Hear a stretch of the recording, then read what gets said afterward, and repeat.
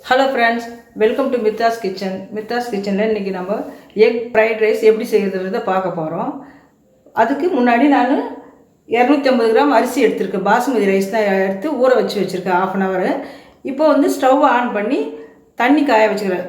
அதாவது அரிசியை விட தண்ணி தாராளமாக இருக்கணுன்றதுக்காக நிறைய வச்சுருக்கேன். அது கூடவே நம்ம கொஞ்சமாக உப்பு சேர்த்து தண்ணியில் போட்டுடலாம். சாதம் வேகிறதுக்கு உப்பு போட்டுருக்கேன். 1 ஸ்பூன் அளவுக்கு ஆயிலையும் ஊற்றிக்கலாம். நம்ம அது ஏன் ஊற்றுறோம்னா சாதம் குழையாமல் உதிரி உதிரியாக வரணுன்றதுக்காக தான் நம்ம தண்ணியில் எண்ணெயை ஊற்றிடும். உப்பும் போடுறோம். உப்பும் இருந்தால் சாதமும் கொஞ்சம் டேஸ்ட்டாக இருக்கும். உப்புடைய சுவையோட அதுக்கு தான் நான் இதில் போட்டிருக்கேன். தண்ணி நல்லா கொதிக்கிட்டோங்க.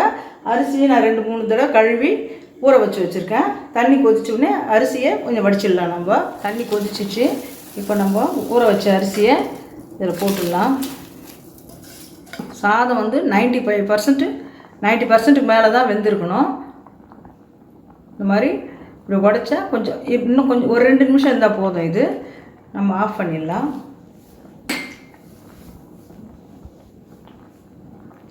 சாதம் பாருங்கள், நீளமாக வந்துடுச்சு. இப்போ நம்ம எடுத்து சாதத்தை வடிச்சிக்கலாம். இந்த மாதிரி நான் சாதத்தை வடித்து ஆற வச்சுருக்கேன். 2-3 ஸ்பூன் அளவுக்கு, ஒரு 3 ஸ்பூன் அளவுக்கு எண்ணெய் ஊற்றிக்கிறேன். நான் இதில் 5 முட்டை எடுத்திருக்கேன். அதை முதல்ல பொரித்து எடுத்துக்கலாம்.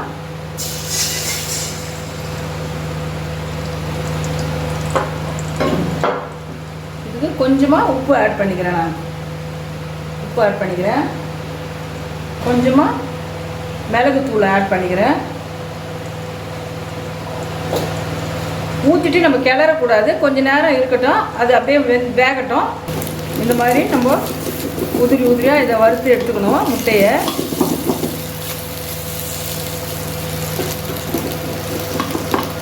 வறுத்து தனியாக நம்ம எடுத்து வச்சுக்கலாம். இப்போ வேறு ஒரு பாத்திரத்தில் ஒரு 2 ஸ்பூன் அளவுக்கு ஆயில் ஊற்றிக்கிறேன். ஆயில் சூடானோடனே கொஞ்சமாக வெங்காயம் சேர்த்துக்கிறேன்.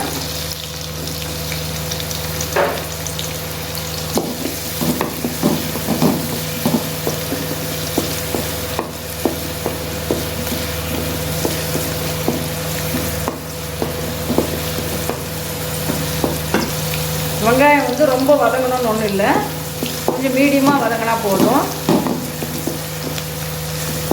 பொடியாக நறுக்குன கேரட் சேர்த்துக்கிறேன்.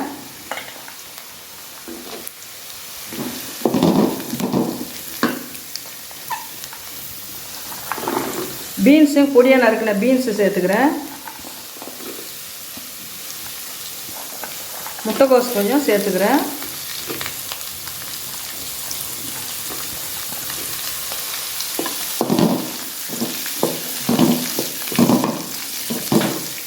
குடமிளகாவையும் சேர்த்துக்கிறேன். நான்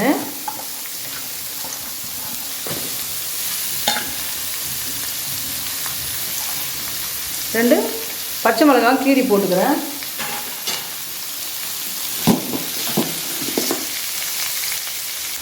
நம்ம சாதத்துக்கு உப்பு போட்டு வடிச்சிருக்கோம். இப்போ காய்கறிக்கு முட்டையிலே உப்பு போட்டிருக்கோம். அதனால் காய்கறிக்கு கொஞ்சம் தகுந்த மாதிரி நான் உப்பு போட்டுக்கிறேன். இப்போ 1 ஸ்பூன் அளவுக்கு இஞ்சி பூண்டு பேஸ்ட்டை ஆட் பண்ணிக்கிறேன். கரம் மசாலா பவுடரையும் ஆட் பண்ணிக்கிறேன்.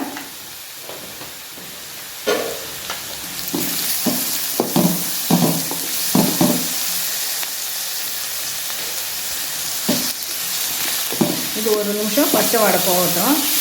இஞ்சி பூண்டோட பச்சை வாடை போகட்டும்.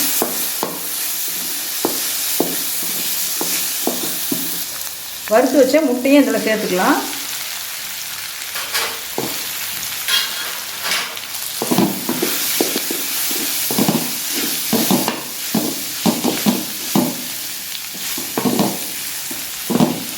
இப்போ நம்ம வடித்து ஆற வச்ச சாதத்தையும் இது கூட கலந்துக்கலாம்.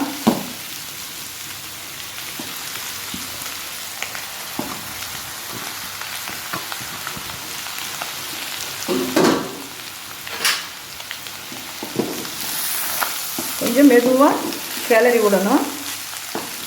அரிசி உடஞ்சிடும், அதனால் பக்குவமாக நம்ம கிளறி விடணும்.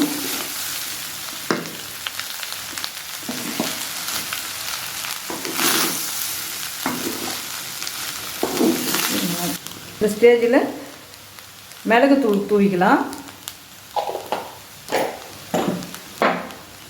இப்போ கொஞ்சம் இந்த சாதத்துக்கு தகுந்த மாதிரி இன்னும் கொஞ்சம் உப்பு ஆட் பண்ணிக்கிறேன் நான்.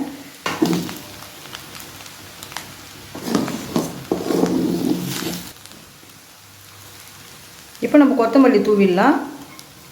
கொத்தமல்லி தூவிட்டு நம்ம ஸ்டவ்வை ஆஃப் பண்ணிடலாம்.